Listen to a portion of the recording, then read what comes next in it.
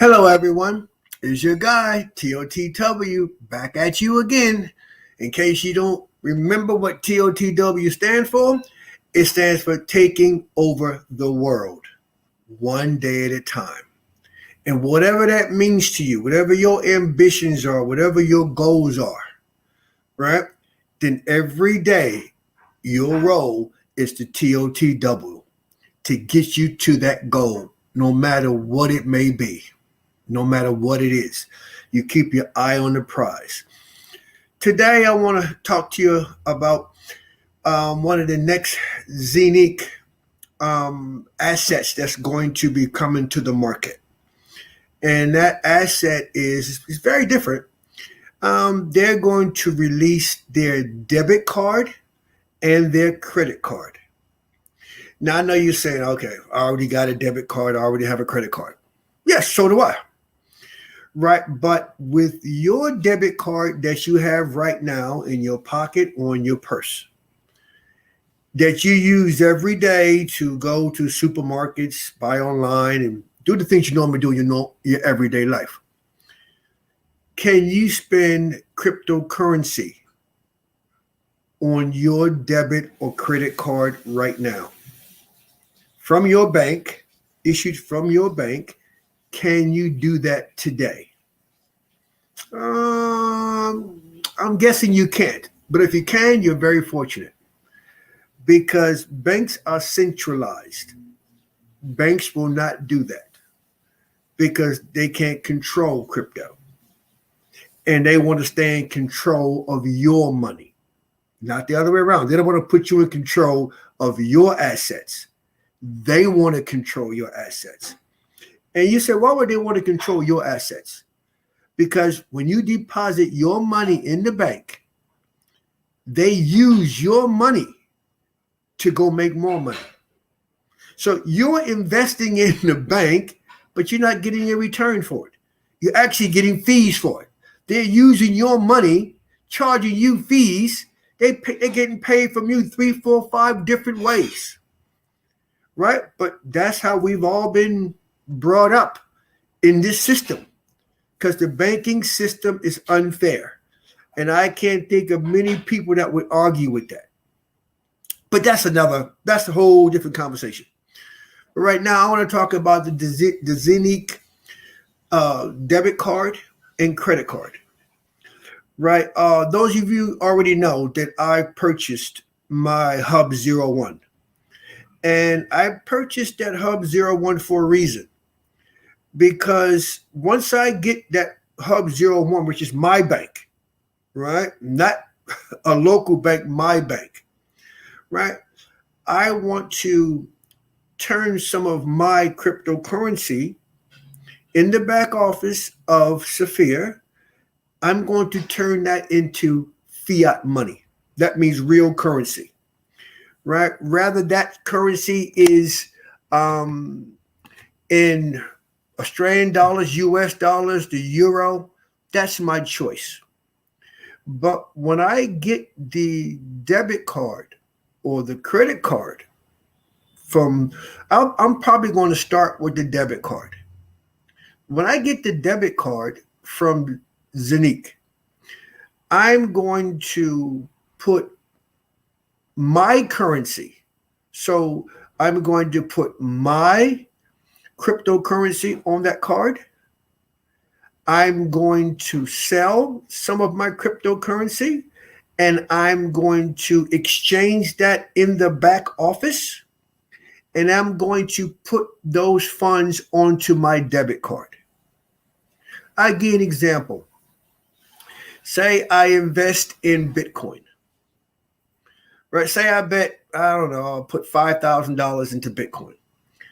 And a couple of days, a few days time, I got $8,000. Okay? Because it's going up. I got $8,000. Okay. I'm going to sell that Bitcoin asset. I'm going to put the $3,000 that I've just earned in profit. I'm going to turn that to fiat money. And I'm going to put that onto my debit card. And the $5,000, I'm going to go back and invest in another coin. Right. And then I could actually spend that crypto on my card any place in the world that accepts crypto online and offline. Now, if you want to know places in your area, in your city, in your country, in your town, right, that accepts crypto for goods and services, it's growing by the number. Absolutely by the number, it's growing.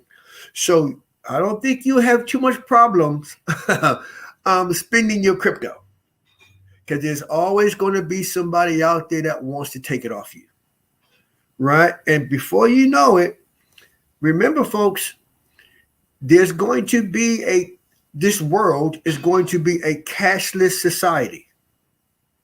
If you haven't heard it yet, I'm quite sure you will, because most of you have already heard that. This is going to be a cashless society, right? And what I'm doing is I'm just trying to help people get in front of it, because if you know what's going to happen, you will be ahead of that curve. So you would have already been educated. I mean, for example, if you guys look in the news, El Salvador, the country El Salvador, they're making crypto their legal tender in El Salvador. And they put the website up for people to start going to buy the crypto. The system crashed. So they didn't anticipate all those people, hundreds and thousands of people going at one time trying to buy crypto. Right? It's going to happen all over the world. But a lot of those countries, like China, right? China is, they got their own coin, and they won't be the only one. But when countries get their own coin, right, they still want to try to maintain control, because they still want to keep it centralized. Even though it's a coin, it's cryptocurrency, they are still trying to track it, know who you are, who you're sending it to, what you're sending it for. They still want to know everything you do. Now, let me ask you a question. You people, you work hard. You work hard for your money, right? Why should somebody always be trying to find out what you do with it? Why is that? Nobody gave you the money, right? You work for your money, and what you decide to do with your money, who you decide to give it to, that's just between you and your person that you're giving it to. Now, that's decentralized. But centralized, there's always a third party. And they want to make sure they know what you got, where you got it from, how long you got it, when you got rid of it. Why? They tracking your wealth? Because that system doesn't work anymore. Because that divide, that rich and the poor, is getting longer. That gap is getting bigger, because COVID is now making the have-nots even worse off than before the pandemic, right? And you got a lot of governments out there that they're trying to help people through this, but that gap is getting wider. And now with cryptocurrency, that's an opportunity to bring that gap down to where people can now start making real money. I mean, when you go to school, right, from junior high school on up, not one of those classes that you've gone to, or your parents have gone to, or your parents' parents have gone to, that teach you money, that teach you how to handle how money works. When you go to school, you heard this 1,000 times if you heard it 1,000,000 times. Go to school, get a good education, get a good job, get married, save your money, buy a house. Now, what happened? Now I see why so many multi-billionaires and millionaires dropped out of school. Because if they were to put their hand up and said, teacher, excuse me, how can I be the boss? How can I be the CEO? How can I be the president of this country? Next question. That's not what you're there for. They're in schools, God bless them, because we all went to schools. They teach you how to be a worker bee, how to keep society going. And I get it. You need worker bees. People just, their whole life is they want to be safe. They're just happy to get a wage every week. They're just happy to go home to a roof over their head. And they don't want any more. That's fantastic, because our society couldn't function without those people from every level of life. But what about those people who say, I want more? I want people to work for me. I want to be the president. I want to be the CEO of this multinational company. There is no mechanism in the school system today that will teach you that. That's why you had so many millionaires and multi-billionaires leave school to become millionaires. Because if they would have followed the process that's been perpetrated over the last 100 years, they would have been just a worker bee, a frustrated worker bee. Right? And you ask yourself, why is that? Why don't they teach you money? But listen to this. Now, there's a particular debit card. I won't really say the name of the debit card, but they all do it. Once you turn 13 years old, 13 years old, they can now market to you to get their debit card or their credit card. Most likely their credit card. They are marketing to 13-year-olds in school. They won't teach you money. They won't teach you how to when you get credit, what that actually means. Right? They're not going to teach you that. But they will allow, right, without educating the parents, because the parents don't know, because the parents are in debt themselves. Now, some parents go, okay, credit card debt is bad. My father and your mother, we going through it as well. Don't do it. But when a 13-year-old kid, because you're old enough to have a bank account at 13. So when they get that debit card, that credit card, they're like, whoa, I can go buy this. I can go buy that. Wow. Not thinking about what that's doing is putting an Advil on their neck. And by the time they finish high school, they're in the debt cycle just like their mother and father. And their mother and father before them. Now, somewhere along those lines, that does get broken. Where parents who have been stung by debt, they make sure their kids don't go that way. But how about the ones who don't know? Right? So that debt just becomes perpetrated. Yet they won't teach you how to manage money.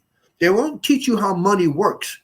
But they will allow these credit card companies to come in and market to 13-year-olds. Now, to me, that's sad. Right? I know the schools might put it back on the parents. The parents might put it back on the school. Because I believe it stems from the school. Because parents were never taught that. They learned it from hard knocks. But if kids can learn it before they turn 13 years old, before the big credit card companies come in just throwing money at them, if they can differentiate debt, and know what debt is, that would make a difference in my view.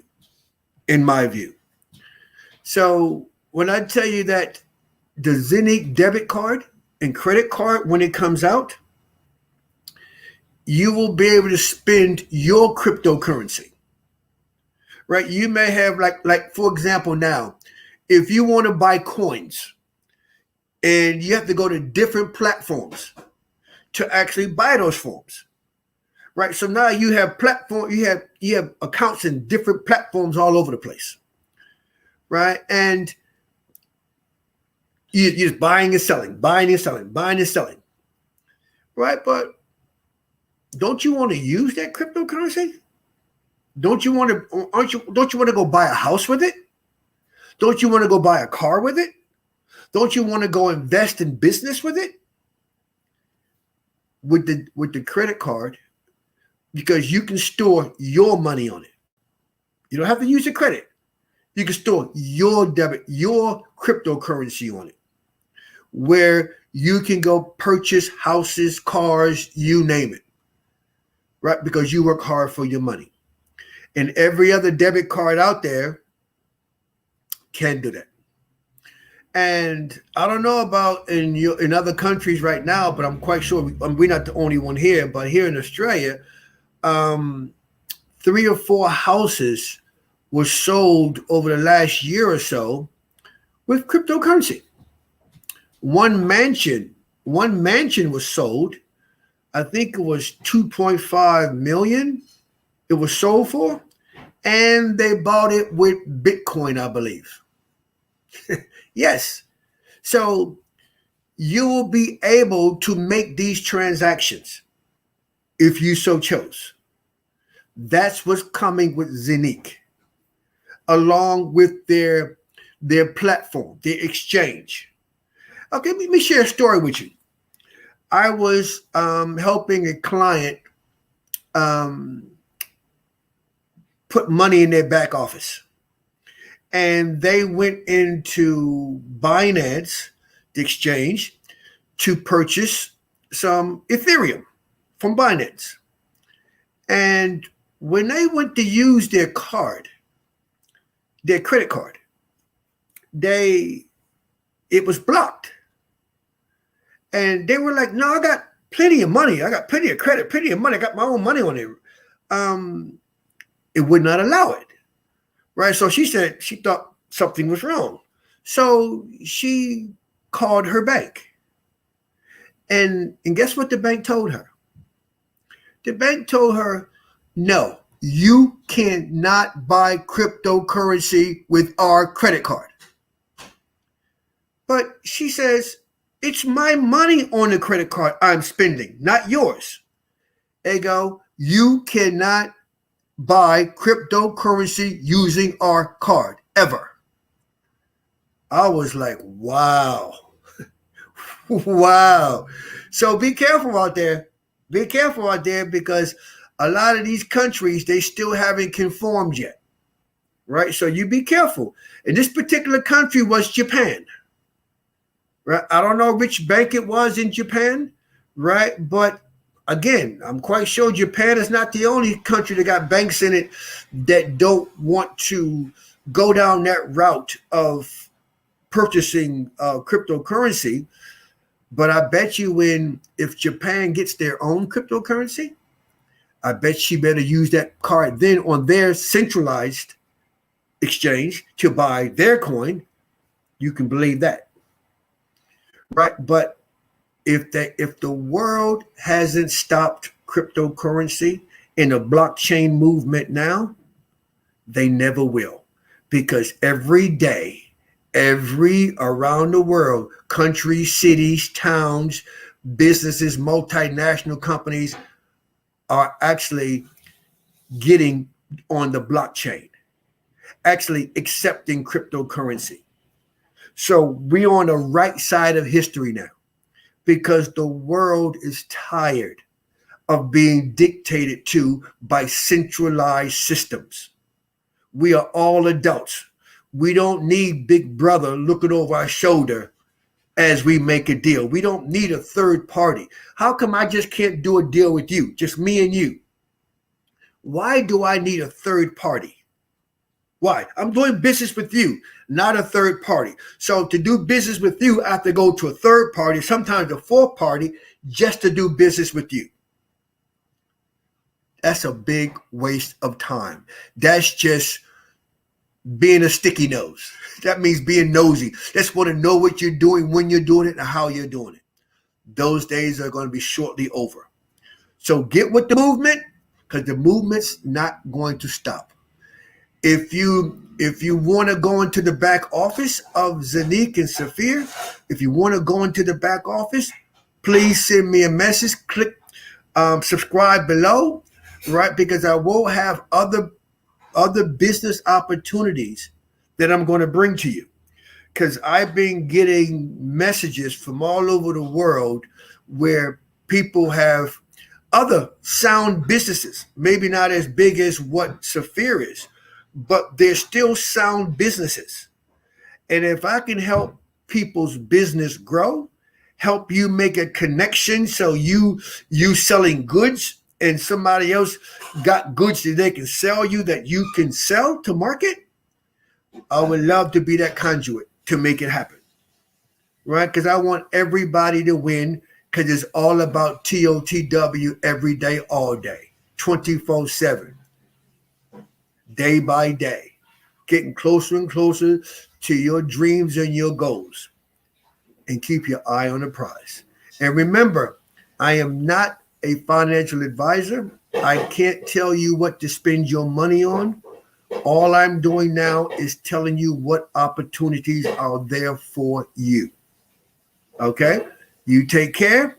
I'll come back at you again. But remember that, but fancy that. In Japan, they actually said you cannot use our card to go buy cryptocurrency. Now, they probably got legal marijuana in Japan. So that means I can take my card and go buy marijuana, but I can't buy cryptocurrency? Right? You think about that for a second. It's your card.